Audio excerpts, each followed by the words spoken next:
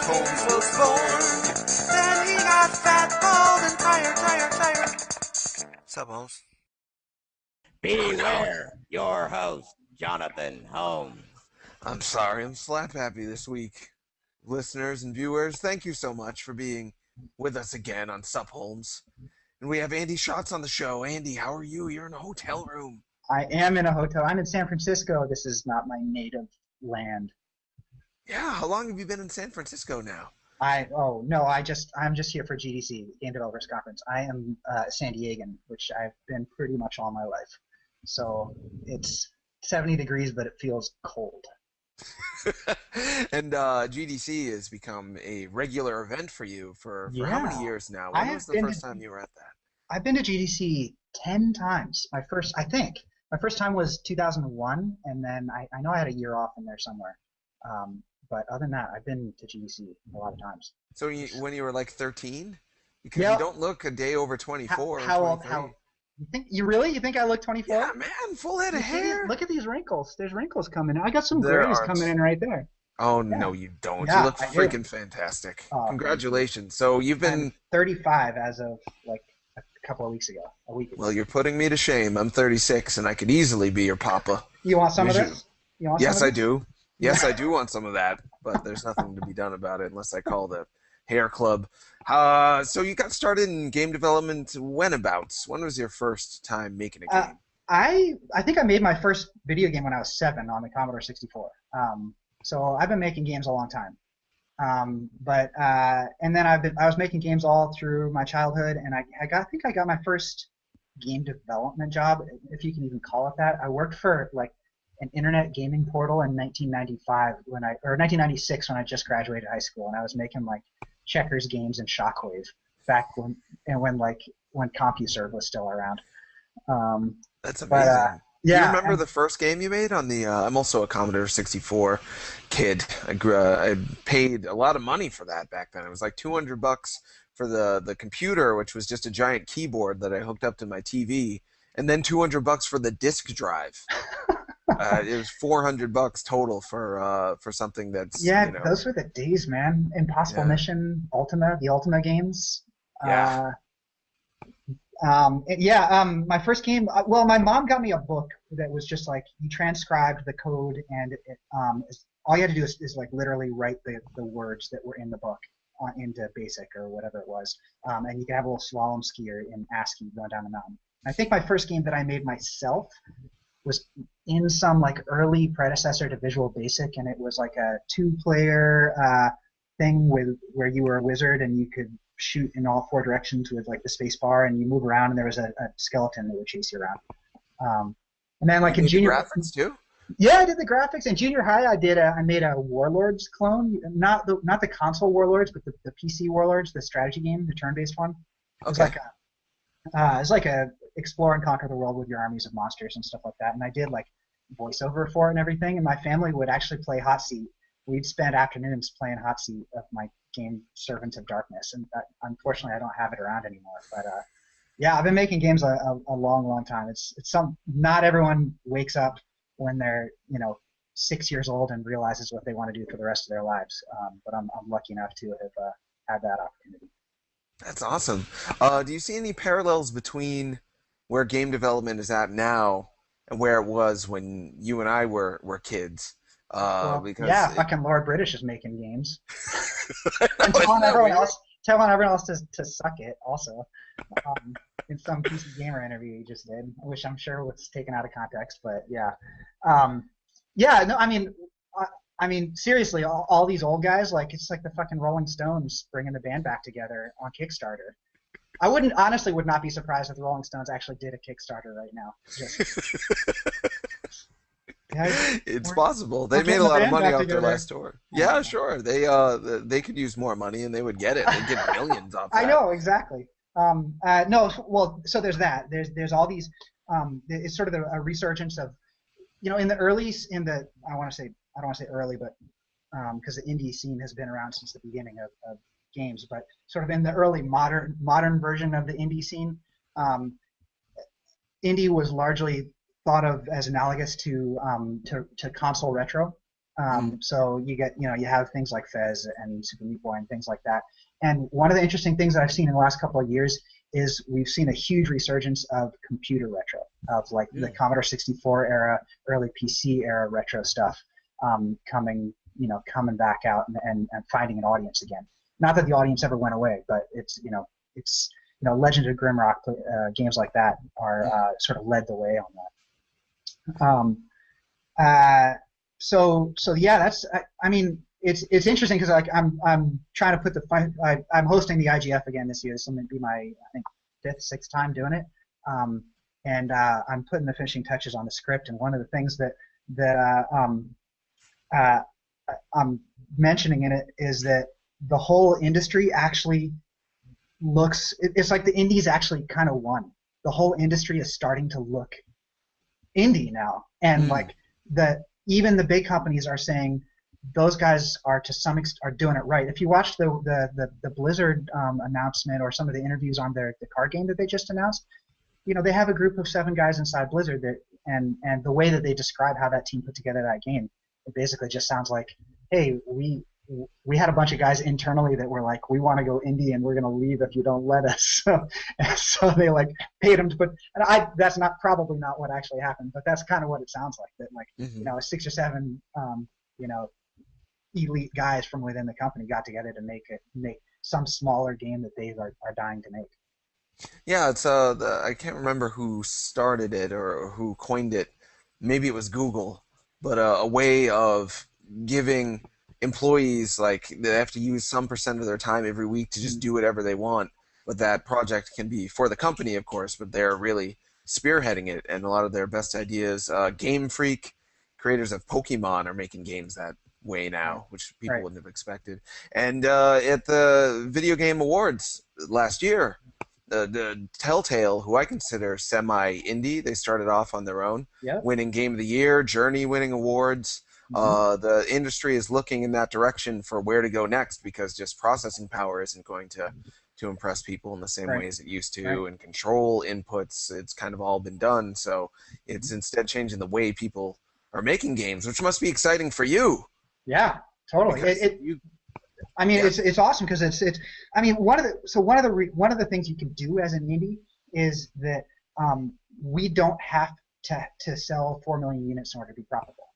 Right? We only have to sell some much smaller number of units in order to be profitable. So you can make a game that's about a fucking rodeo, right? And if it's the best rodeo game that's ever made, and you get like 50% of the people that like rodeos to come play your game, I don't know what number that is, but it probably is more than 4 million. But if you only get 200,000 people that like rodeos to come play the best fucking rodeo game ever, you'll have profit, right? And so we can explore all these little niche places that the greater industry is typically afraid to go to because they don't believe that the market's big enough. And then sometimes you make that game, and you make this smaller niche game that you think only appeals to a small group of people, and you discover, holy shit, I've stumbled on a gold mine, and you got fucking Minecraft, right? Yeah. I was just talking with Rami Ismail from Vlambeer. They've been working on Ridiculous Fishing for a while.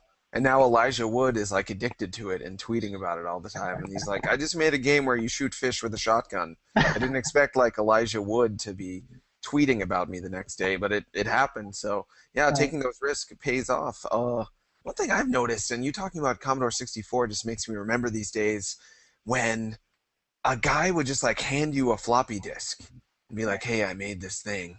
And you'd be like, all right. And then play it, and it would be like filled with bugs, but also with really interesting ideas, and you could like and fucking ASCII porn. Yeah, I feel like we're headed in that direction a lot too. There's a lot ASCII of people porn. Well, there's guys making games for free that they just want to pass around, and because it's so easy to make a game comparatively, that they'll just spend like a weekend on it and be like, here's my frog fractions. I mean, that actually took him a lot longer, but he didn't expect anything to come of that, frog fractions, and now it's blown up into this thing. So where does knowing that you can do anything now, what do you want to do next? You're wrapping up on Monaco soon. You could make a little weird game and just pass it around. You could try that's what Monaco was. Monaco was a little weird game that, like, because I was working on a much bigger game, and I was totally stumped on it. I'd been working on it for a year, had an employee that I'd had to let go because I couldn't pay him anymore, and I was like, fuck it, I need to like recharge my creative juices and figure out what I'm doing on this other project. So I'm just going to make this little weird thing. And after 3 days of work on it, I was like, oh, this is really fun. I think I need to keep working on this. And then after a week, it was like, oh, this is awesome.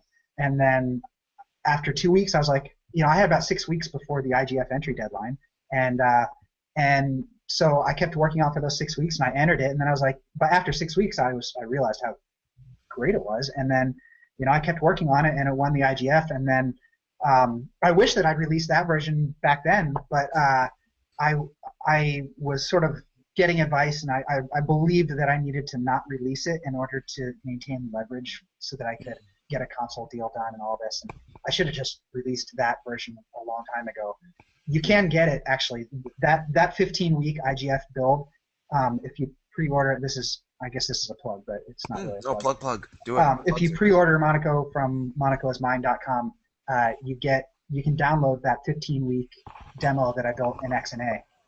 And play basically the XNA 15-week version of Monaco. And Monaco's, of course, taken me 3.5 years to finally. The big version of it has taken me that long to finish, and it's coming out for XBLA and Steam next month, and from my own website. But yeah, it was just a little game, and I really do think that's the right way to approach it. Indies have been espousing this idea of prototype first forever, and in fact, big budget companies have typically espouse it as well, but they also typically lock themselves into, we're making this game, you need to prototype it to figure it out, rather than saying, I'm going to prototype this to figure out whether or not I even want to make it, right? Mm-hmm. So that's a slight difference.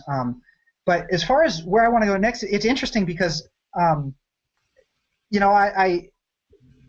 there's always this push and pull between innovation for innovation's sake, because you want to do something new. It's fun to explore these areas that have never been explored before. I think the thing I'm going to do next is probably the least creative, but possibly most ambitious thing that I've done, which is interesting. It still involves a lot of creativity.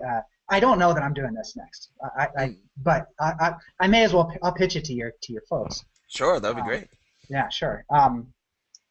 This is not. Do not consider this any sort of announcement or anything like that. This is just me. This is where I'm at in my brainstorming process, because we've been thinking about these things for a while.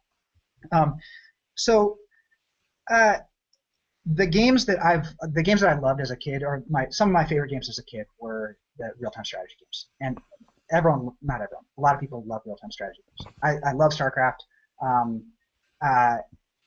No one has ever made a real-time strategy game for the console that works even remotely before.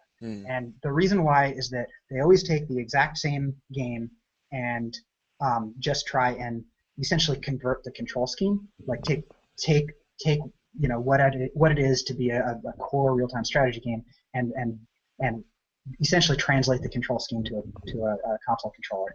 And I don't think that's the right way to go about it. I do think you have to design from the ground up with the controller and with the couch experience in mind. But it's also really important to me that it feel emotionally and intellectually as you're playing the game, as if you are playing something basically like StarCraft with that amount of depth. But you can't you can't take the same game and just revise the controls. You really have to start at a basic level. What is a real-time strategy game? And build upward from there at the same time without losing that flavor and without losing that emotional and intellectual experience. So that's the really high-level pitch of the game. Everything else is sort of coming after that, and I'm still my brainstorm is all over the place on this. But where I'm starting right now is it's important to me that the game feel very comfortable and approachable, something that you feel like you already know this game when you come into it, because I want you to say when you first start playing it, yeah, this feels like something I know. This feels comfortable and familiar. I don't want it to be a real-time strategy game that is feels like a different genre. I want it to feel like a real-time strategy game genre. So, but at the same time, you want it to feel at least fresh enough that it's not just like copying StarCraft. So, anyways, the one I'm working with right now is basically take the idea of Battlestar Galactica, of these giant fleets of humans, of um, uh, the remnants of humanity in their spacecraft.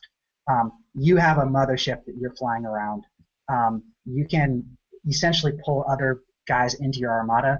The thing that I'm stripping out of the concept of the game is stripping out the ideas of giving orders.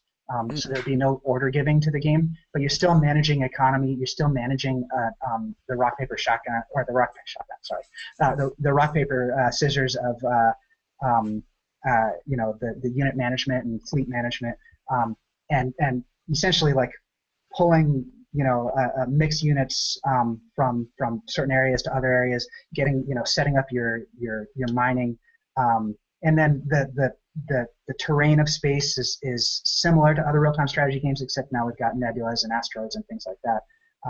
So imagine basically the biggest, most epic Battlestar Galactica fleet battle ever between whatever Cylons and humans, and controlled by a single mothership, and turn that into a real-time strategy game that you're playing on your TV screen with a console controller.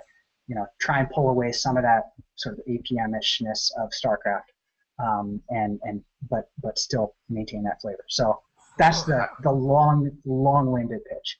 That is, oh my dog. That is very exciting. I am excited. I am puzzled though. Puzzled and excited. Puzzle-sided. How would you make a game where you control a vast battle like that without giving orders? Do you want to give that secret away? It's okay if you don't, but I'm very curious about it. Well, there's still things that need to be explored. I don't know 100% of what we exactly how it's done, but here's the basics. With a slightly greater emphasis on building unit towers, unit producing towers on asteroids or whatever they are. Those units, there's another game I think that's done something similar in the past. I haven't played it. I think it's called Z or something like that. Anyways, your towers are pumping out units in a continuous way, in the same way that like a Dota or a tower defense game might do that. But you're selecting where these towers on the vast battlefield are built. And then you're managing. You can manage build queues and things like that, all from wherever you are in space. So these guys are pumping out, and they have their own AI associated with them. So this particular unit type is an explorer. This particular unit type is a miner, and he's going to go off and mine things. So the order is implicit in the placement of the tower. And then you can take your mothership and fly over near them, and they'll come into your armada. And so you have the singular sort of attack armada, whereas you have your spaceships, like your whole fleet. If you imagine your whole fleet is kind of flying around doing its own sort of autonomous tasks that they're pre-programmed to do, particularly based upon the positioning of the towers where you place them. And then you have a singular armada that is like the main attack force or defense force. And one of the interesting things you can do with that is you can get rid of the whole like repetitive audio that comes with a typical StarCraft style game, which everyone loves that audio, but at the same time it's like, how many times do you have to fucking tell me that you need more wood, right? And you can replace that with something that's a little bit more narrative focused. So imagine like your guys are reporting in and telling you what's happening rather than what you just told them to do. So red leader's talking to gold leader, and he's saying, man, I got guys on my tail. And then, some other guy out there is like, it's awfully quiet out here, that kind of thing. Like having the audio be a little bit more of a narrative presentation rather than a reactive one. Awesome. It feels like a co-op game where you don't necessarily have to know anybody else. Yeah. You can just be in a world that feels like a organic, living place with actual people that you're reacting to and engaging with, without actually have to. And you could, of course, include another human being in that, but you can do it by yourself and still get that feeling of being in a real battle and being a part of it. I really hope. I've always heard that if you would just announce something loudly and then record it, that counts as a copyright. Because if anyone steals your idea, I'm going to feel guilty and angry. That's fine. It's all about execution. Whatever. Yeah, I suppose. Yeah. So, speaking of co-op, Monaco, we've barely talked about it. You've talked about it for years now. Yeah. You've done a lot of talking about it. Is it done as of right now? Yeah. Well, the PC version has a couple of weeks probably 1 week of development left on it. before launch, and then I'm gonna keep pushing content with it, and the editor will be out on PC just after launch as well. So yeah, it's coming out for Xbox Live Arcade, and it's coming out for Steam simultaneously, and you'll be able to buy it and get Steam keys on my website, which is monacosmine.com. I'm not allowed to announce the release date yet because they're still figuring something out with something. Sure. But it is. I can confirm that it's April. It will be out in April. So yeah. I'm almost done. I'm not sick of the game. I love it still. I love playing it still. I actually love developing it still. So that's a good sign, I think. That's amazing. 3 years? Yeah, 2010? I started working on Wow. it October 2009. Yeah, I know. I love it. I think it's great. I'm incredibly, terribly nervous at having worked on something that long. Sure. And just kind of thrown it to the wolves, because the internet, fuck you, internet. Seriously. For people who don't know, internet, go fuck yourself. I hate you. that's the ironic thing about the internet is the Yeah. internet is constantly telling the internet to fuck itself. But it's like a never-ending cycle of fuck you, no, fuck you, internet. 'Cause we're all just the internet. You're the internet just as much as I am. It's You're true. the internet, It's guys. true. And when I say shit on the internet, when I say something on Twitter, I'm pissing off someone else that is like, fuck you, internet. Exactly. Mhm. Yeah, we're all just feeding off of it. And that's something I could talk about for 3 years. We could do a whole No, Monaco dev time on that conversation. But You, for people who don't know, Monaco is a heist game, a Right. multiplayer Sorry. heist game. Yeah. That's okay. Some people don't know. I've been very No, depressed. yeah. I've been at PAX East all weekend telling people, oh, I'm so excited. I got Andy Schatz, creator of Monaco. And they're like, Mhm. Monaco? Was that the Spy Party Monaco? I'm like, no. Because you and Spy Party kind of like Right, blew up right. around the same time. So people have that coded in their brains. But Yep. now Monaco's about to hit and they're going to be Yeah. paying attention to it. But let's remind them what it is. It It's is a co-op heist. heist game. Yes, multiplayer, multi types of characters. It's got Multi-type. it has a real-time strategy feel to it, I think, but not in a combatish way. It's like a stealth co-op strategy game. Hmm? Yes. Yeah. So That makes sense. I think Yes. I've whittled the elevator pitch on this one much smaller than the real-time strategy game. Imagine Ocean's 11 meets Pac-Man meets Hitman, right? So it's a stealth game like a Hitman type thing. It's Pac-Man. It's top down and it's basically grid based. But it's Ocean's 11. You're a bunch of like classy thieves. You all have, it's class based. So you have your hacker or the gentleman or the locksmith or the redhead who's the seductress. And you all are essentially trying to steal everything. It uses a lot of those sort of stealth game tropes to communicate, guard AI and things like that. It's set in Monaco, so all the guards speak French, like all assholes do. And just kidding, French people. I didn't mean that. That means something different in English than what you think it means. It means Yeah, that's right. no. So you're sneaking around the casino or whatever with your friends. You can play online. You can play same screen multiplayer. It's not split screen. None of this bull crap. It's same screen, and the screen just zooms out if you get farther apart from each other. You're going in and you're stealing stuff, and it's like the most like fast, approachable, and I'm not saying approachable as in casual, but just approachable. Anyone can play it.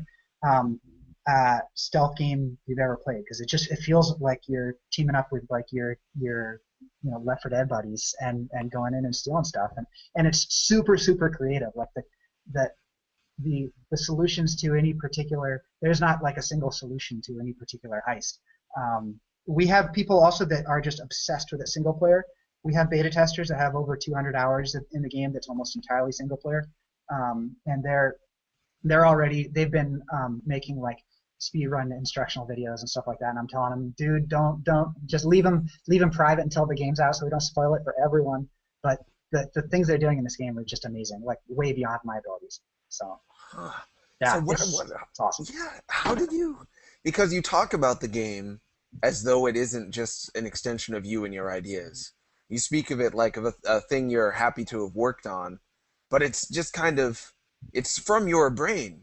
Sure. and yet you have a distance from it. Do you feel like it is kind of its own thing at this time that you're still trying to explore yourself?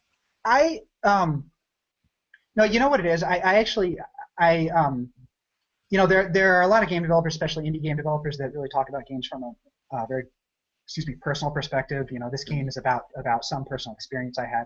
Um, for me, at least the way that I approach my own games, I think honestly, I think a big part of it is that I am always very wary to take credit for too much. Mm. So there are other people that worked on this game. It's not just me. Andy Wynn was the level designer, producer, and helped a lot with the game design as the game continued. I had a couple of artists that helped out. I've got a studio called Empty Clip Studios that helped port the game and really clean up a lot of the code. Austin Wintory is the guy who did the music for Journey. He was nominated for Grammy. He did all the music, so we have 45 minutes of original ragtime piano music, and it's all dynamic as well. So it sounds like a silent movie a little bit while you're playing.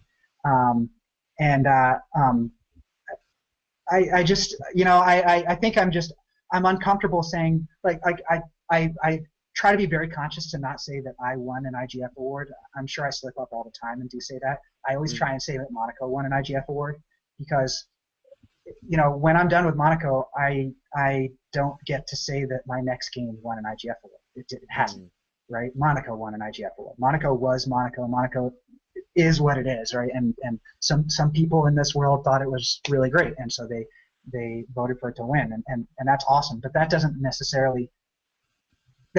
directly reflect on me. Maybe over time, if I continue to put out games that people want to play, then people will say, oh yeah, the next game by Andy Schatz, I want to play that just because he's got a reputation for doing cool things. But it is the game that's great, not maybe I'm awesome too. I like to think that I'm awesome. My mom tells me I'm awesome, but in reality, it's just the game that's awesome. So. Well, the original version, the 15-week version, Mm-hmm. were other people working on that too, or is that mostly just you? No, that one was just me. I did do a lot of the art. I definitely was sort of the art director on even the big version of Monaco. But that original version was just me. I did use some licensed music, and I got all of the sound effects from a place called freesound.org, which is a great resource for developers. But yeah, I did everything on that full IGN version. So. And that won some awards, I think. It did, yes. It won. You. Yeah, but no, it's not me that won. I didn't win anything. It'd be different if I were an actor on stage and it's literally me giving a performance. It's not. It's a game that won, not the developer that won. But so when you make the game, do you take responsibility for everything that goes into it, or do you feel like that's something why I'm else going to make a happens? Hitler rape game next. So you don't have to take responsibility later? Dude, Say, it "I wasn't me. didn't It's the make it." game. It's the game. What are you looking at me for? I don't. Hitler probably raped someone. Rape jokes that's probably not a good joke. That wasn't so much. It was more of a Hitler joke. It was more of a Hitler joke. Those are fine. Yeah. Nobody minds those. No problem. But you made the. So I guess what I'm trying to get at is when you create a game, do you feel like something happens that's other than just you creating something? It's not like just making a sculpture. It's like a collaboration between you and the thing that you made. The way that I approach game design typically is that I like to build games about things that aren't games typically, which is also why this whole RTS thing is kind of weird for me. But I've made ecosystem games about building ecosystems, things like that, which actually it kind of does actually play into the whole autonomous spaceships flying around, because it's basically an ecosystem of spaceships. No, I definitely am. As a God, this is going to sound snotty, but as an artist, I'm a still life painter. I like to look at something, I like to observe it and illustrate it. And so this is not a. It probably does reveal something about the way I think, but it is definitely an illustration of something that I'm seeing or I'm interested in or that fascinates me. And so this is not a game that is about me. This is a game about something that fascinates me, and I hope that it fascinates other people too. And heist movies are fucking awesome. I love heist movies. So that's what Monaco is about. Monaco is a love letter to heist movies. It's not me. It's about heist movies. Yeah, and it makes the unsavory quite charming. Like the Yeah, music you mentioned, it's you feel like you're in an adorable, terrible, wonderful world right. all the time. Oh yeah, totally. Yeah. So it's um, I think that like I remember as a kid watching the '80s version of the Mission Impossible TV series and feeling like these are a bunch of sort of nerdy outcast people that aren't a part of society, but they get together as a team and they do naughty things. And they do Mm. naughty but awesome things that no one else gets to know about. And like that is such a like, you know, 10-year-old nerd fantasy because I was that, 10-year-old nerd and I had a few friends, and it's not I didn't go to a school that was like particularly antagonistic to nerds, but at the same time, when you're a young nerd, you feel like a little bit like it's you against the world, and you and your buddies are like you have these superpowers because you're smart and you're powerful. And you have these superpowers, but you're still just like the little guy on the street, But you want to use these secret superpowers with your friends to conquer the world, and that's you know I've been lucky enough that I've had that's kind of been my experience. My life experience has been like growing up as a really nerdy kid and and having things largely work out and like go really well for me and Mm-hmm. feeling like you're the underdog that gets to conquer the world. Mm-hmm. And I think that's actually often what heist movies are about. These people that are sort of like slightly outside of regular society, but have some sort of superpower that when they combine them together get to undermine whatever the sort of the establishment is. So yeah, there's definitely something personal that I connect to there. Mm-hmm. Mm-hmm. It would make sense that everyone has their own skill Right, in Monaco and also usually in game development. right, You've got all these obstacles, you've got all of these potential ways to have the rug pulled out from under you. right, But using your skills, cooperating, and dealing with moment to moment unpredictabilities and rolling with it instinctually but also tactfully, you end right. up maybe getting the gold at the end. Oh, that's so Pretty good. neat. This Yeah. almost, do you mind if I put that on my wall, like under a picture of an eagle or something? That would be awesome. Thanks. I'm just saying what I thought you said. Yeah, because it sounded good. That should just be the animated GIF Get of the that, gold. please. Get the gold.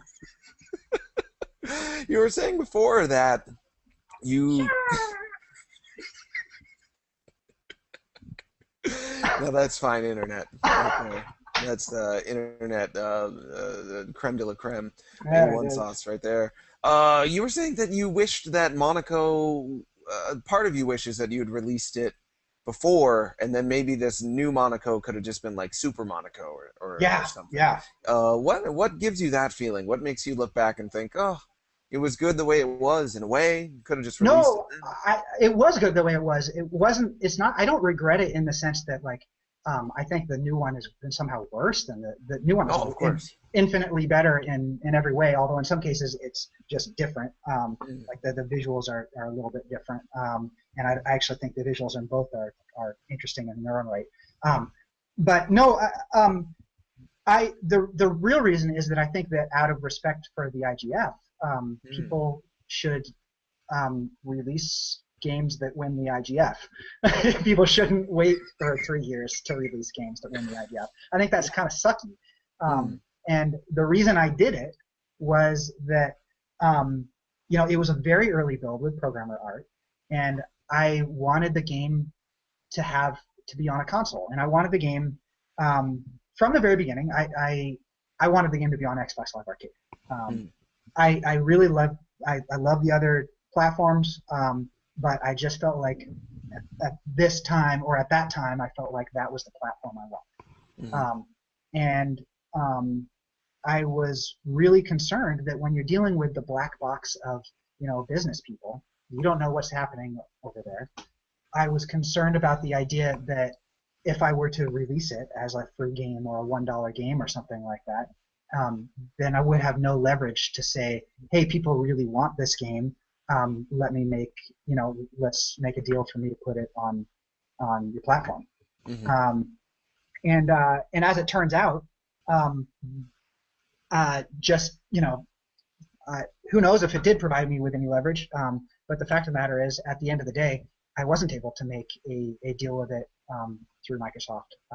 And I eventually, I think at PAX East last year was when I talked to someone from Majesco, and we partnered up. So they're partnering or distributing the Xbox Live Arcade version, and I'm still self-publishing on the PC. Right. But yeah, I don't think that the withholding the IGF version provided me. Well, it just didn't provide me with enough leverage in order to make a deal. And so I would have been better off having released it because it would have been the right thing to do. Because people want to see what fuck just won the IGF. It's important. The IGF is important in its own right. Like, that's cool. And I kind of took that importance and was like, nope, you guys can't have it.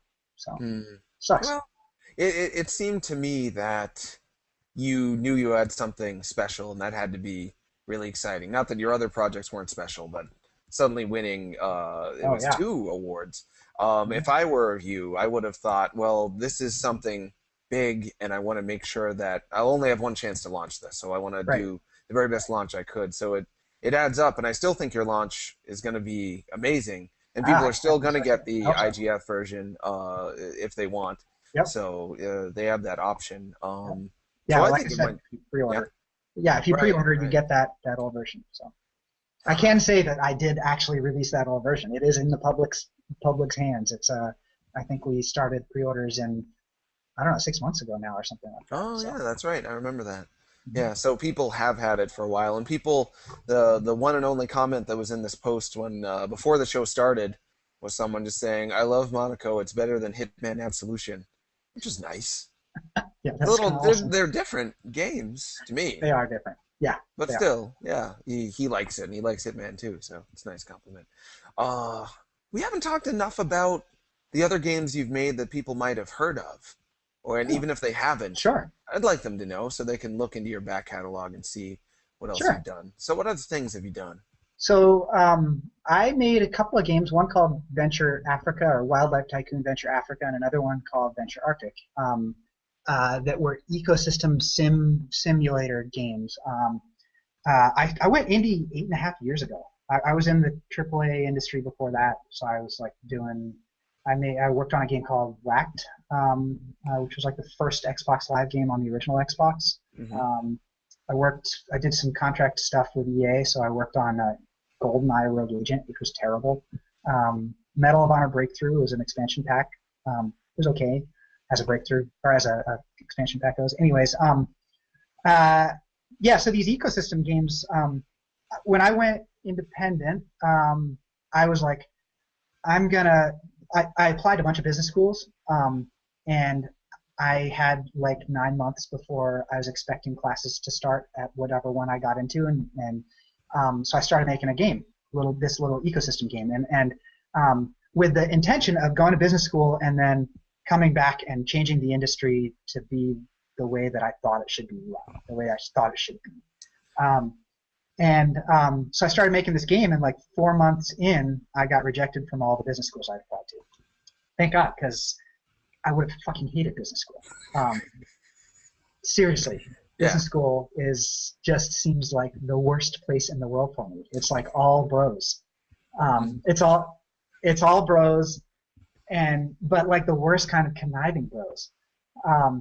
Last week we had Edmund McMillan on from Team Meet, and he was like, the thing about business, and I don't mean this in a mean way, but they all just want to suck you dry of money and leave you with nothing of any worth.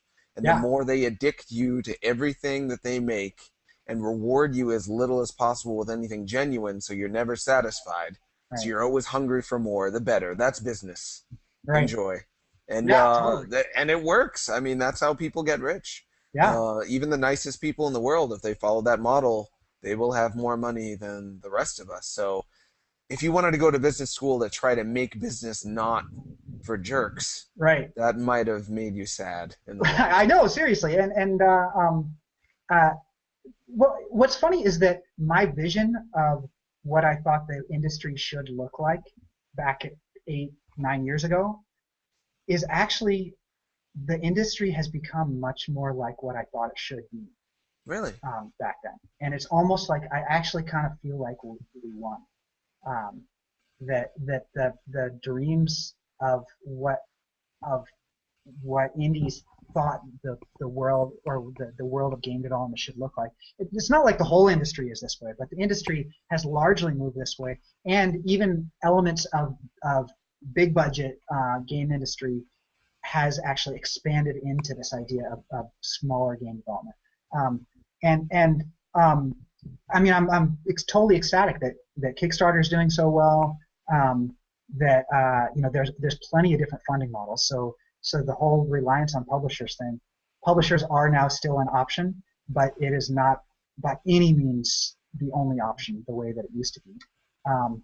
And we know we've proved to a large extent that players want weird, like you know people get bored with missionary after a little while. You kind of want to spice things up, and then you come to the indies, right? Um, and I think that the more people ingest more and more video games, which seems to be right, just a snowball effect as time goes on, the more they do feel like they've been satiated on one idea. right, And it is a wonderful thing to witness. I'm old, so I've been satiated on your average power fantasy and your high right, fantasy wizards and warriors type stuff for a while. So right, I've been interested in weird stuff for a bit. And when I first started Destructoid, I was often just like ignored largely for all the weird stuff I liked.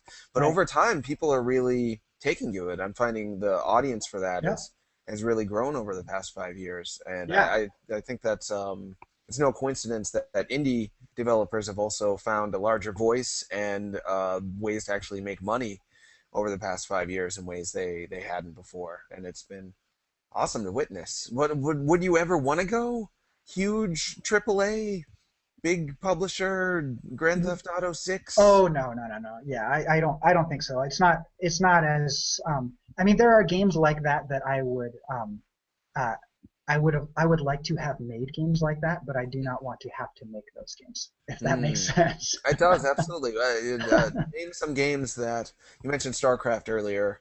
I would say that's Hmm. got a large audience without necessarily having to pack a AAA budget a lot of the time. That whole series isn't necessarily the most expensive to make. But what are Right. some other games that you wouldn't have mind making if you, You mean like games that I wouldn't actually want to make, but games that or if like you games I had wouldn't made want the to make game? myself, but I would like to have made them? Is that what you're asking me? Yes, Or exactly. That's what I meant. uh, um, that's a good. Well, it would be all games. A lot of them would probably be games that I don't think I have the skill to be able to make on my own.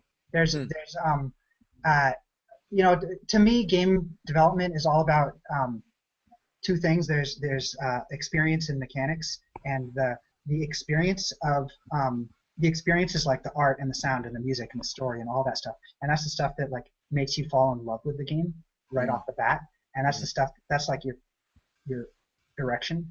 Hmm. Um, and then but the mechanics are the things that you develop a long-term relationship with. And Hmm. it's like those are you fall in love with the mechanics, and you come home to your mechanic wife, um, and like, but no, but those are the things that make it work, right? Those are the things that make the relationship between the player and the game interesting. Hmm. Um, and a really great game will have both of those. Hmm. But I tend not to be as good at the experiential side of game development. So I would love to have said that I made Grim Fandango because that's a game that I'm never going to be capable of making. Hmm. Um, I'm pretty good at the mechanical side of game design and game development, especially after having done Monaco, which is really like mechanics heavy in terms of the game design. Um, and I actually think I succeeded pretty well on the experiential side with Monaco as well. But I definitely was pushing my limits. Hmm. Hmm. Uh, yeah, I would say like a games that really succeed on the experiential side is something that I'm really envious of. Hmm.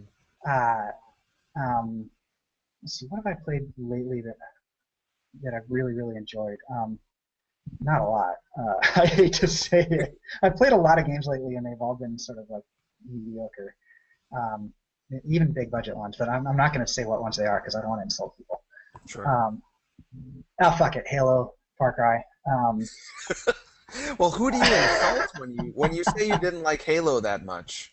Is one No, the person insulted? developers. No, the developers think they put together something really special, and they kind of did.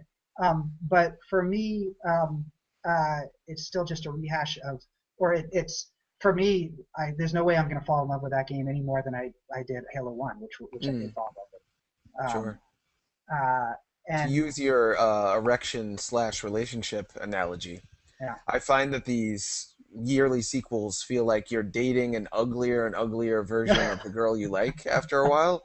Like, I really loved Cindy. Her name is Cindy. Reminds me of her a little. I wish I was just with Cindy again. So they're trying to capture that old feeling every time, but you end up right, just getting less and less close to what got you in love with it in the first place. right. With the exception being like a Resident Evil 4 or something that really reinvents and is willing to take a bunch of risks Well, in a way it's that. hard because in a 3D game where you're controlling a character with sort of your the way that you typically move a 3D character around with either mouse or keyboard or a console controller. Um, Granted, most of us has become instinctually used to the movements of our fingers and how that translates into character action. But to a large extent, so much of our brain is still so active at simply navigating and observing the world that Mm, it's hard to ask that players do more with their brains when they're already, so busy just trying to translate. I want to swing my sword into I have to press X and trigger. mhm, There's like I heard Gabe Newell talk about this recently. The idea of bandwidth that there's this is my take on it, and that is that in your head you come up with what do I want my player or what do I want my character in the world to do? I want him to mhm, swing the sword in this particular minute, right? There's a bunch of steps that have to happen along the way. You have to think that thought, and then you have to think, what do I have to do with my fingers in order to make that happen? Then your fingers actually have to perform the action, and they have to perform it well, and that translates into a player action, right? mhm, And when Gabe Newell was talking about, he was talking about motion controls and how when you're using your large muscles, you don't have as much fine control as you do with your fingers, and so fingers actually tend to work better because you've got fine motor control. You have more bandwidth, you have more thought bandwidth um, through the fine motor control of your fingers to translate that into action. mhm, And at the same time, I think of it also like you've only got so much memory and like computer memory in your head, and a lot of that memory is taken up or processing power. A lot of that processing power is just taken up observing and navigating the world because it's hard to do all of that translation. That mhm, if you then also ask them to figure out how to checkmate this fucking king that is surrounded by 4 pawns, you can't ask mhm, them to do that. So mhm, so I think that's a big reason why all of our not only are all of these big budget games do they tend to look alike, because if you start asking, and the controls are very similar, and if you start to try and reinvent the controls, you're starting to ask for more active brain power to be used up, which you mhm, really like to be used on other things. But they all tend to look like because they're relying on the fact that players over the past 10 years have become acclimated to it and have started to run that motion and observation stuff on their second core, on their second CPU. That's all running offline so that their main CPU can do the other things that the game designers are trying to get them to do. Um, mhm. but there's so much to do that you just can't ask them to do too much because it just gets too complicated. Yeah, and So it seems like one of the problems you enjoy solving and always seem to put front, at least in this conversation today, the sense I get is you want to make sure you don't ask the player to work too hard. Like right away, you can just do it and have at least one rewarding, fun moment happen almost right well, off the bat. yeah, I mean in Monaco, so the way there's literally only one button in Monaco and you rarely use it. All of your interactivity with the world involves you just pushing against things. So imagine you're Pac-Man top down and you want to unlock a locked door, you push against it until the little timer fills up, and the locksmith does it faster than other characters. But everything in the world interacts in that way. And it's not that I'm trying to make the game casual or something that doesn't involve your brain power. What I'm trying to do is free up your fucking CPU to be working on the other stuff, to be strategizing and to be observing the world. And like there's the visuals of the game actually are more complicated than your typical AAA game. So I need to make sure that their brain is freed up to be able to think about those things. So by making the input simple and the goal simple, you free up the rest of people's brains to absorb all of these new ideas Strategy and ideas, create and their own visuals. ideas. Yeah, Yep. I've been saying for years, as one of the before I started writing for Destructoid, I wrote an article just in our community blogs about how if you show someone a smiley face, they get the idea right away. Whereas if you show Right. them like an oil painting of a smiling face, they may be impressed with the technique, but you're asking their brain to do so much stuff that it doesn't free up the bandwidth, as you would put it, for any sort of ideas or imagination or empathy. You're just like, I'm Right. trying to figure out that face, and people don't realize it when they're looking at a highly detailed visual, but their brain is being put to work hard on every Oh yeah. little pixel there. So I subscribe to your brand of game design, which is not making the player work hard in terms of the introduction, the first date, but then Right. just give them tons of stuff to do when they're out with this person that they just instantly Right. connect with. And That's the how I take Monaco anyway. There's so much and to do. that's why I think describing it as an RTS is actually a good description. It's not an action game because it's not about being able to. It's not about a high skill level with the controller. It's a the skill of the game is 98% of the skill of the game is developed on the strategic side. So if you want to be good at the game, you have to really understand the strategy of the game. And there's very little of it is skill. Yes, this is what I want. You see, I don't want people. I'm giving it to you. Yes, thank you. I don't want developers to rely on the fact that I'm familiar with certain control schemes and Right. certain themes and stuff like that to just regurgitate to me. There was an analogy for why comic books went out of business.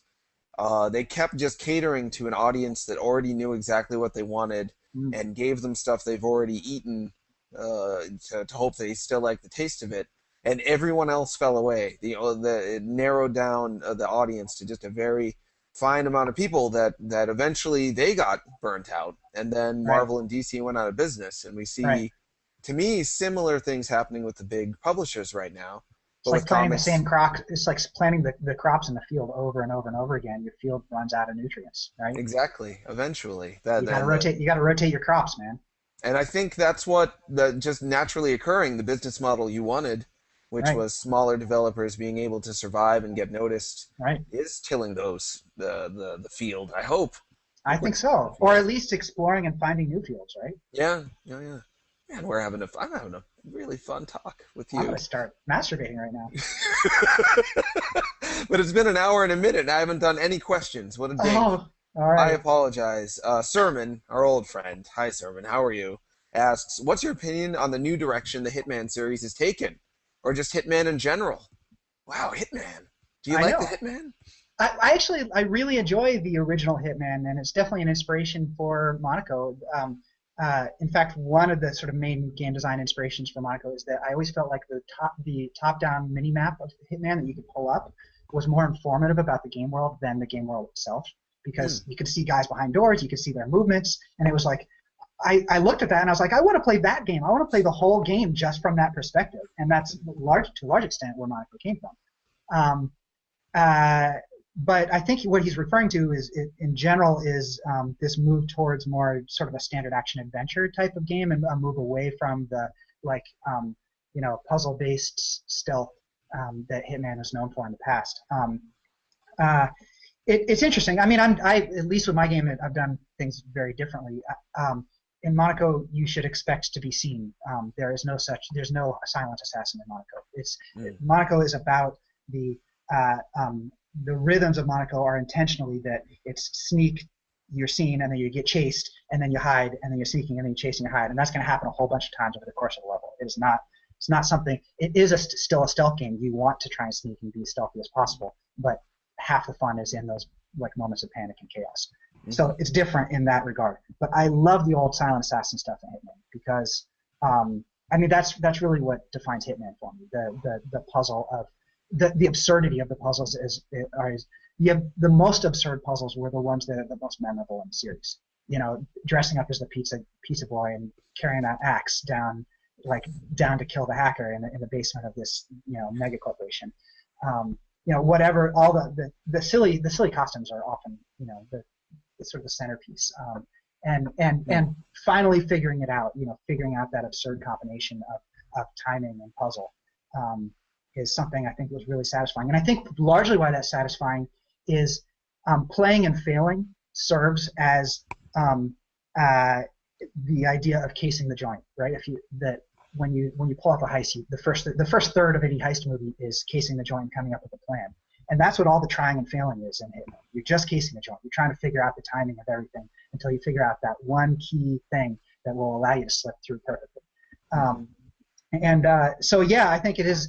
I think it's.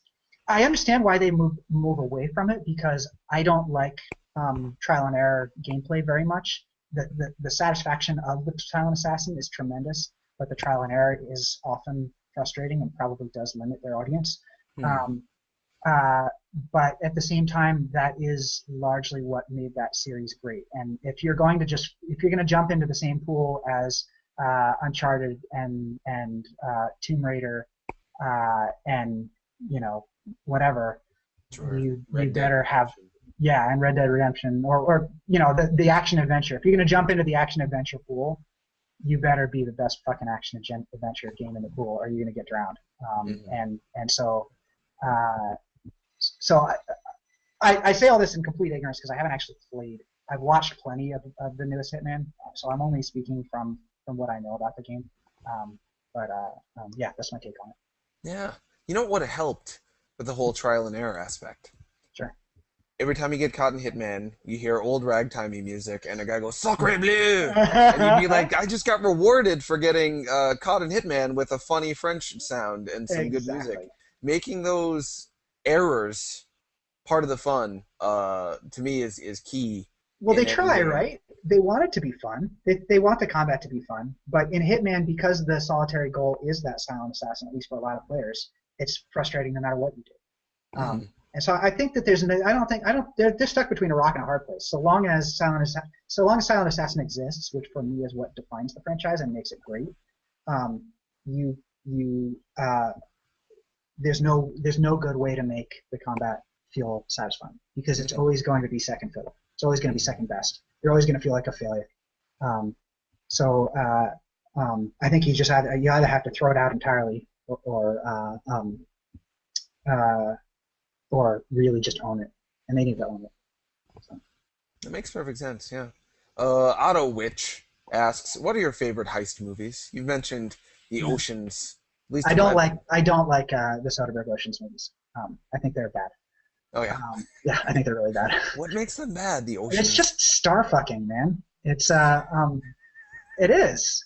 And what the weirdest thing about it is you got all of these huge stars that probably know each other really well outside of these movies. You get them all together, and for some reason, there's less chemistry in any of those movies than like anything. I don't know what it is, but there is no chemistry between those characters in the Ocean's movies. A much better Soderbergh heist movie is Out of Sight, which is George Clooney still and fucking J-Lo, right?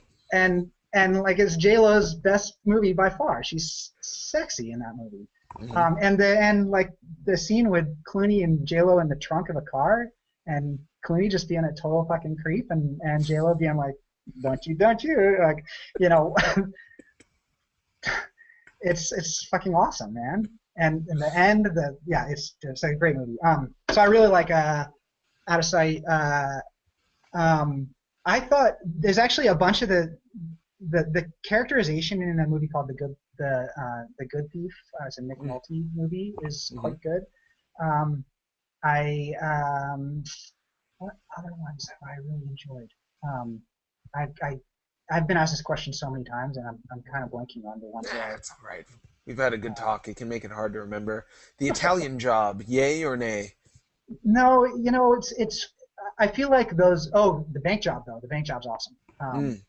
I think the big thing is when it's a star-driven, when the movies are star-driven like that, you lose some of the heist movies. I think typically I really like Confidence, which is more of a con man movie than a heist movie. Very, really, really underrated. And a lot of the visuals from Monaco were inspired by that as well. It's an Edward Burns movie.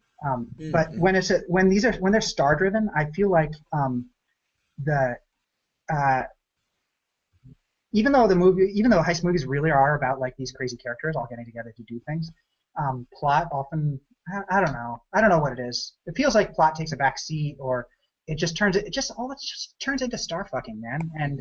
And I really want the movie itself to just be a big meaty sandwich, and I don't want to pay attention to the Hollywoodization of it.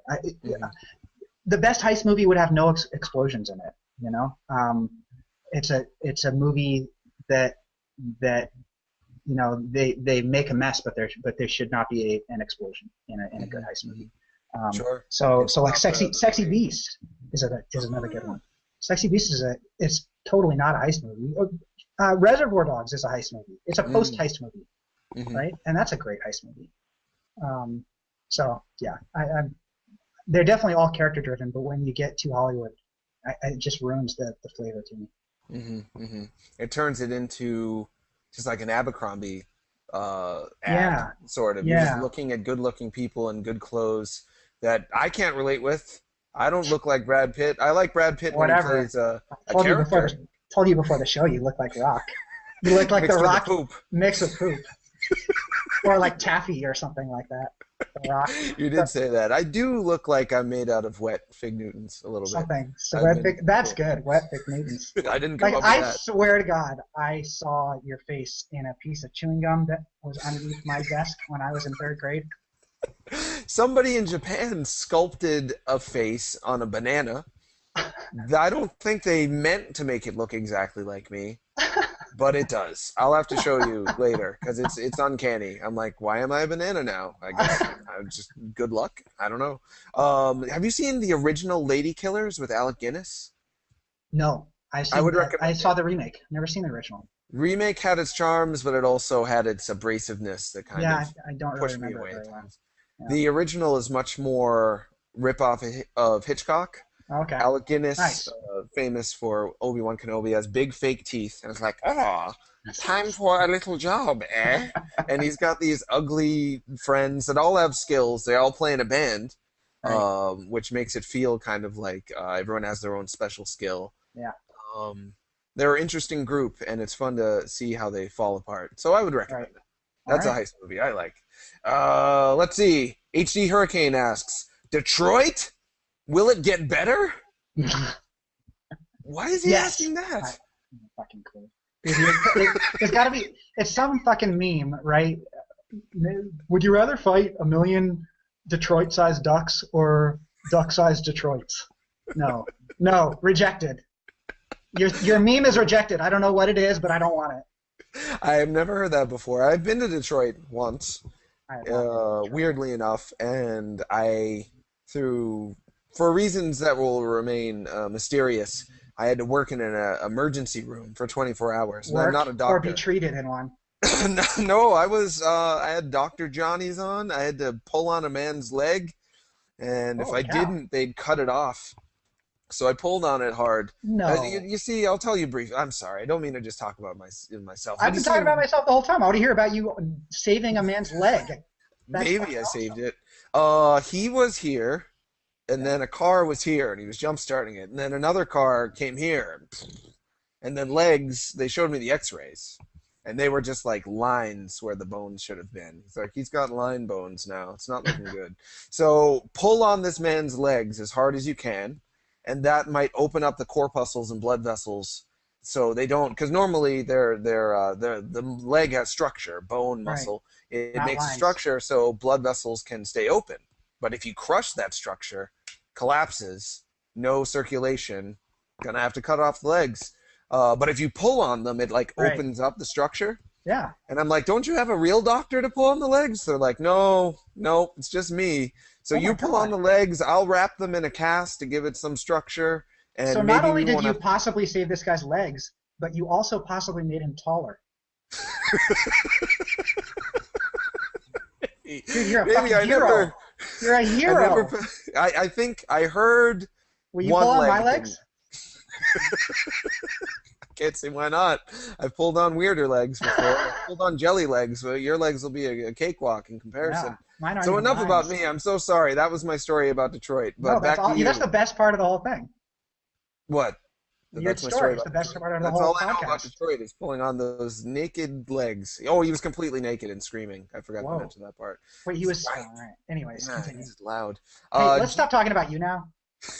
that's what I was thinking. GI fan number one asks, "What is the best way to market yourself for the indie game scene?" Yeah, that is Look something like this. I get asked that a lot. I bump into a lot of developers who, and there's so many good video games. You probably Yes. you're posing. I gotta give you my best blue steel. They're right. There are so many great games, but they don't catch kind of the collective unconsciousness, or just they don't feed people something they're hungry for necessarily at the time, and people don't end up talking about them, so they don't get a buzz. And oftentimes people just talk about what they think everyone else is talking about to be a part of the conversation. But if you can't get your foot in the door, forget Yeah. it. And a lot of great games get ignored. So other than just winning IGF awards, which helped, I assume. Uh, it's really hard to give you there's no silver bullet. Let's just put it that way. Uh, I can tell you what I think, how I can probably attribute my success to my success from a PR perspective to a few things. I do think that there's only two things in all of this stuff that matters, and one is making a great game, and the other is developing relationship with fans. But definitely it's easier to develop relationships with fans when you have people that pay attention to you that want to talk about you, so you can contact more fans. So that's the disclaimer. I think I know that when I started, of course, the whole indie industry is totally different than it is now. It was really, there was no indie back then. It was like the casual game stuff. That like there was no, Steam wasn't selling indie games. We were distributing games through Big Fish and Yahoo. But we were taking part in communities like there was a indiegamer.net or something like that. I can't even remember anymore, but that was a forum for developers.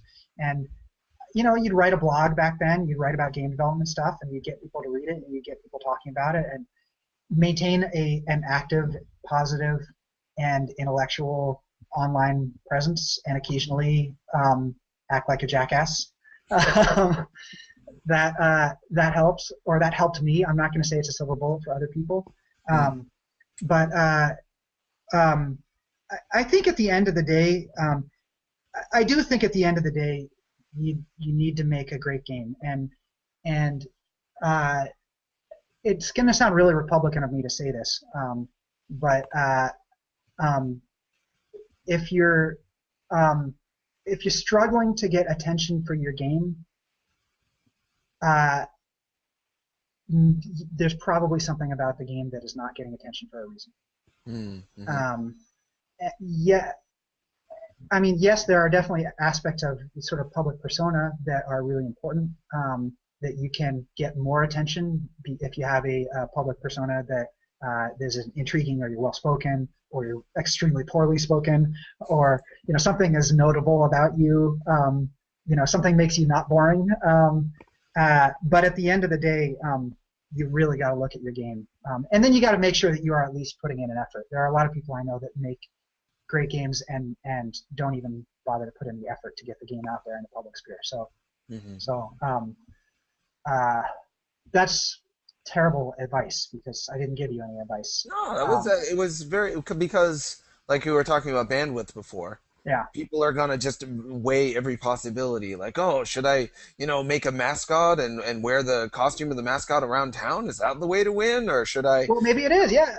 Not everyone can do it the same way. Not everyone. In fact, if you do it the same way as other people, you're going to get less attention. So if you do it my way, you're always going to be just Andy Schatz #2, and if you try and be exactly like Edmund, you are never going to be Edmund. Mhm. You have to be yourself, and you have to be willing to be yourself, and not be afraid to be yourself, and be yourself publicly. Mhm. So get a Twitter account, make some friends, make some enemies, and um, get yourself out there, and get your game out there. Remember, it's your game, not you, that you're selling. So, Sure. I find that when developers are willing to take the time to write something about what they think, and then people read it and relate with what they wrote, that might open up a different audience that might not have liked their yeah, games just based on how they look or how they sound. yeah, Because the and be hardest thing about concise, man. Be Mhm. concise, and Yeah. write about interesting shit too. I don't know. This is terrible advice. Terrible. I'm terrible. I'm a bad person. No, I'm you're sorry. great. I'm having a great No, time. no, My no, nose no, is a little itchy. no. Other than that, I feel That's fantastic. my fault. That's my fault. You can blame me. I do. That happens to everyone I talk to. I don't know what it is. Really? I make their nose itch. Nostril Yeah, internal yeah, traction? yeah. By the end of the day, you're just gonna have a twitch, man. Well, sadly enough, we only have 10 minutes left in the show. All Isn't that right, ask amazing? me some questions. I will. Quick, quick, quick. The For Rum love of Runner me. asks, indie developers often run into issues with finances. Did you pursue any grants or assistance while in Yes, development? indie That is fund. Indie fund. ah, I took all told in the past 3.5 years. I think I took $100,000 from indie fund. But these days, indie fund is still a great opportunity for people. There are definitely some things I don't like about the Kickstarter model, although Kickstarter is a good way to raise some money if you need it. Pre-orders, doing an open development model is another great way to do it. Another great way to do it is get a fucking job, make some money, and learn how to make games before you decide you're going to be the next indie superstar. Um, mhm. yes, there are lots of funding opportunities out there. Um, and yeah, my external funding came from Indie Fund, from sales of my previous games, and savings from contract work that I did, and then pre-orders. For people that don't know about Indie Fund, how does that whole system work? Their deal structure has changed since I got in on it. I don't remember exactly what the terms are, but it's essentially a no-risk loan. So you pitch the game to them, they give you a certain amount of money, either in segments or all at once. You pay back that loan, and then some amount additional to that based upon how much you took. If your game flops and you don't make enough, you don't owe them money. Um, Hmm. so it's a really good way if you don't have the sort of basic capital to make a small game. Then, or if in my case I had some capital, but I was really concerned after having been indie for like 6 years. I was really concerned about basically just losing everything, having just gotten married and all that. For me, it was a way to mitigate risk. So. Hmm. Sure. And weighing that out, I find that risk is something that eats away at some people's creativity because they hmm just don't want to die. So I'm gonna lose. I'm gonna run out of money at so and so I can't make the game I want to make. right. Others say, well, the more risk there is, the more excited I am, and the more I feel like I have to make it. So I'm going to do everything it takes to make it, which means the only Yeah, people. Yeah, it all depends on the person, but I hope the people that want to make games but are afraid of the risk can find ways around it because the right, more people making games, the better. right. HD Hurricane, whose previous question was about Detroit, asks a real question, sort of real. Why hasn't there been any good porn video games? Why would you I've think been you would know asking that about this? question for a while. Is there any room for porn in the indie scene? He Of thinks. course there is, and someone's going to do it and make a shit ton of money. Mm, But there is still a huge stigma against that kind of thing. That, like, for whatever reason, people don't want to do it. But yeah, mm, someone's going to make a lot of money. Someone's going to make a lot of money with a porn video game, and probably I'm surprised it hasn't happened yet. It's stupid that it hasn't happened yet. the Because someone last could one I someone could remember. I'm sorry. Go ahead. I don't know, make a good porn video game. Make like an actually good one. You're gonna make millions of dollars. Do it. Someone out there do it. The kind of romance novel games, the text-based games, do tend to do pretty well with a certain segment. Hmm. Seduce Me was the last one I remember that came out. It was Oh, an so indie you're an game. expert, huh? Don't shame me Huh? and my Huh? knowledge of Hmm. the erotica Hmm. in electronic entertainment. Erotica. Yeah, that's the. Beware. That's nothing to be ashamed about. Is erotica. That game, Beware nobody. Bone Town. And Sinistar, our engineer, is a weird expert on Bone Town. I wish we could get him to talk about it sometime, but his voice hurts. He talks too much in that gravelly voice. He can't talk the next day. But yeah, there have been some who've tried, and my feeling is that they're either just not sexually interesting. They try to do humor, and humor is always so risky. I think in Monaco, there's a Yeah. lot of comedy that can come from it, but it's player Yeah. generated. Yeah, it's emergent comedy. Yeah. Yeah. Right. Perfect Yeah. word for it. Whereas if you're delivering jokes, watch out. Some people will love it, and then other people will hate you forever. There's Yeah. something about a failed joke. It's like a bad kiss, I guess. It like leaves you annoyed and a little angry. I think maybe it's because people need to start approaching a porn game from the perspective of the people that actually know how to do porn well, which is Mm-hmm. porn movies, right? Mm-hmm. That like you to make a good porn game, you need to stop thinking about it like a game developer, because the last thing in the world I want is to be transported to a game developer's head to to to get their idea of their fantasies, Uh-huh. because that's not a good place to be. It's a bad place to be. I would agree. Yeah, I Go mean, Detroit. not. I hate to, have a blanket statement like that, but I don't want to No, be in the fantasy or enter the fantasy of your average game developer. all right. Maybe You might, some. no, yeah, maybe my fantasies. You might want to be in my fantasies. Well, we'll talk later. GI fan asking again, what is the process of securing a copyright for an IP? And I hope you do that for that awesome Battlestar Galactica type game you were coming up with earlier. But yeah, how did you? Because IGF, everyone knew about Monaco after that. Well, Did you there's have three any? different. There's copyright, trademark, and patents, and those are three different things. Copyrights, they're not the same thing. Copyright is for your specific art. Is sort of for this. You can't copyright a game design. You can't possibly patent a game design. People have done it, but it hasn't really been defended in court. Um, uh, it's not something that kind of thing is not something really worth worrying too much about. Mm-hmm. You can get copyright. You do want to get a copyright for, or you want to trademark your name, which doesn't cost very much money. You can do it online. Um, you probably want to copyright your if I'm getting this right. I think you want to copyright your logos and the specific looks of your. No, I think that's trademark as well. Mm-hmm. Don't bother with patents. Patents are for drug companies and rich game development companies that only use them to fight other rich game development companies. Really, what you want to do if you don't want to get screwed like the Ridiculous Fishing guys, which in the end they didn't get screwed because they made a stink out of it and they actually got more press out of it. Sure.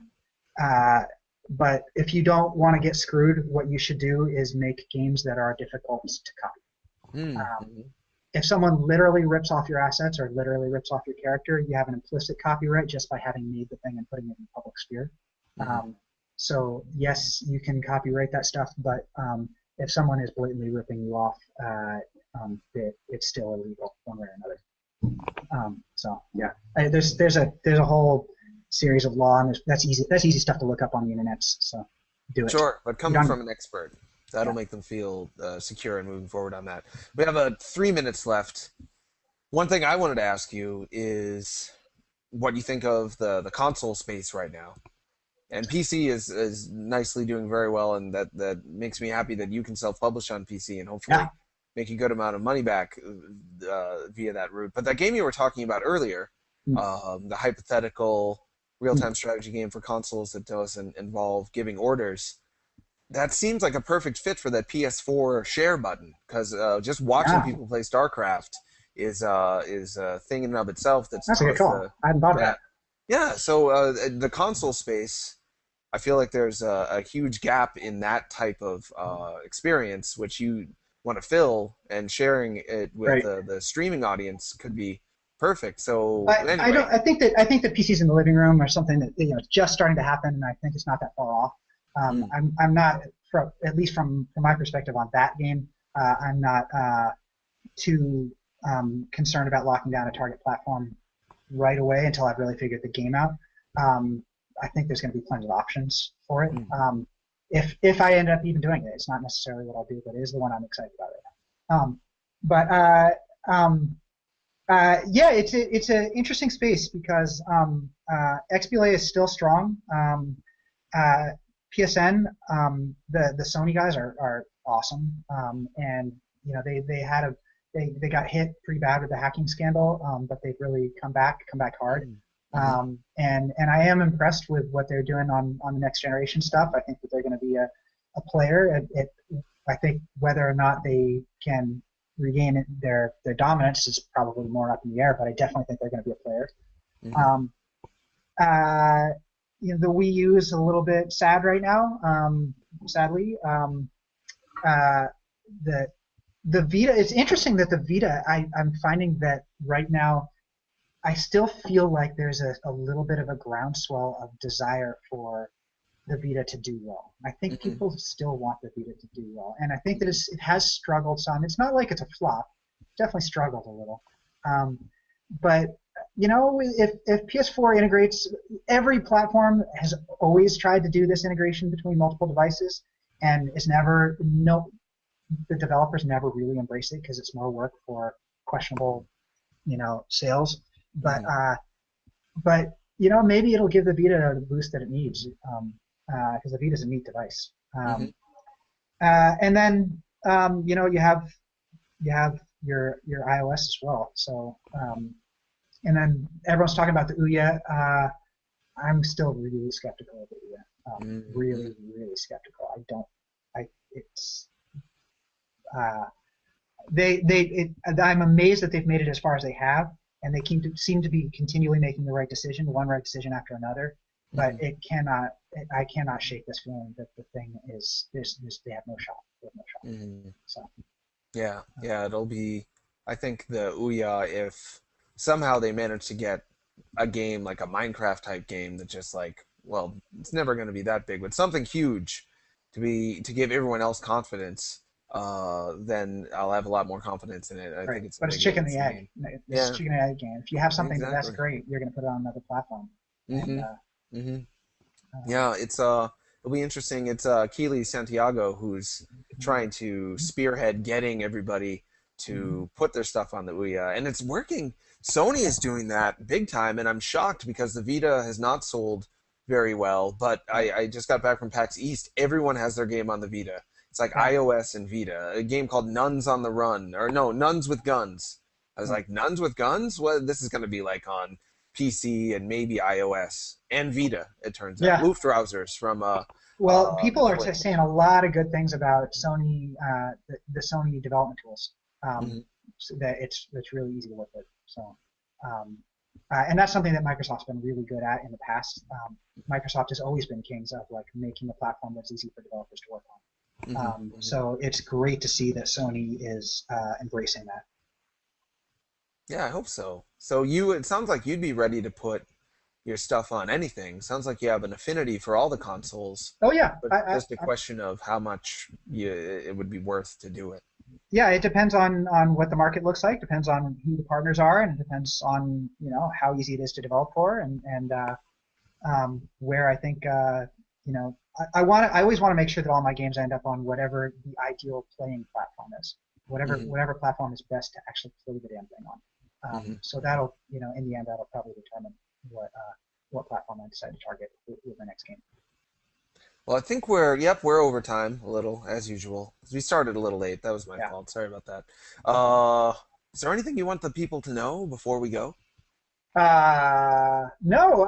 I mean, if you want to watch the IGF ceremony on Wednesday at what 7 o'clock, 6 o'clock, 7 o'clock, I think. 7 o'clock. 7 o'clock. I think they're streaming it live on GameSpot. Sorry about that. Um, uh, so you can watch that. I'll be up there hosting, which will be cool. And no, yeah, come go pre-order Monaco at monacosmine.com and support the developer. You can get a 4-pack, which is cool. And check out the IGF version when you download it. If you've got any developers listening, just keep making awesome games, man, and keep sort of actualizing. This is so stupid. I'm gonna sound so stupid. No, you sound good. Don't stop it. No, you're good. But keep actualizing this vision of what we think the industry should look like, because the more we succeed when we stick to our ideals, the more the rest of the industry sees that it's possible to also succeed by sticking to their ideals. We don't all have to have the same ideals, but if we are sticking to our ideals, it's going to make our industry and the world a better place.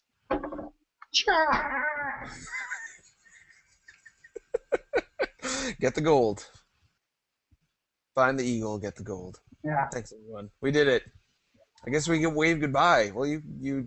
Well, No, I'm going to fly off scene again. Okay.